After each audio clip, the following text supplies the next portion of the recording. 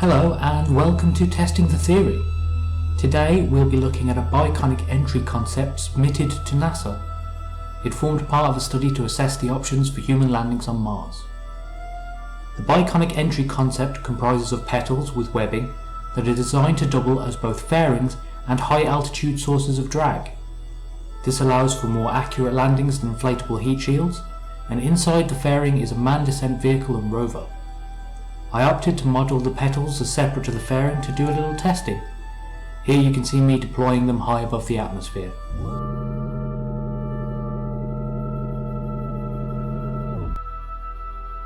As suggested in the study, you can comfortably deploy the petals at high altitudes and the drag will slow the craft sufficiently to open chutes. I found that deploying the petals allowed me to deploy the drogue chute safely at 13,000 meters as opposed to 2,000 or 3,000 meters without it. This is where I plan to land, in what appears to be an old Duna estuary. The petals actually allow a fair amount of control over descent once you've defined their general limits, as you'll see. So, let's talk about how my design and the concept differ. The petals don't have webbing, and the fairing and petals are separate parts.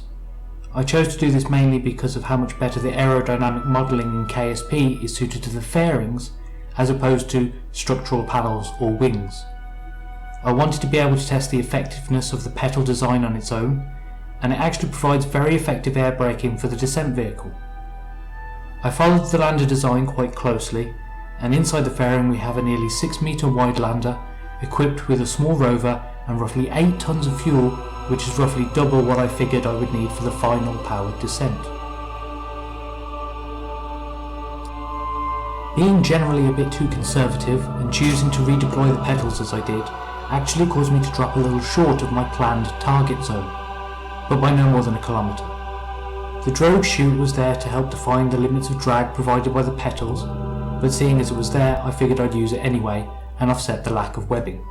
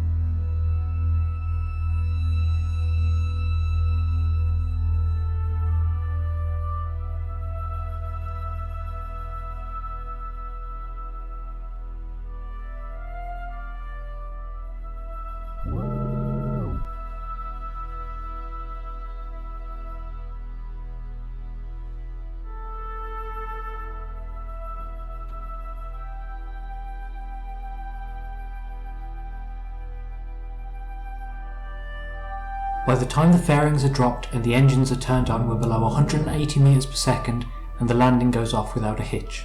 Not to mention the fact that I could have been far more fuel efficient.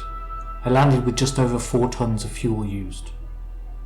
The petals did survive somewhat, and considering their high drag, could perhaps survive a harsher landing and still provide some function if given another chute. The nose cone, however, was lost in every test I did, which brings me to an interesting point. The petals will presumably hard land and either produce a lot of debris or a large piece of space junk. I think turning the petals into a solar power module could actually provide a lot of benefit.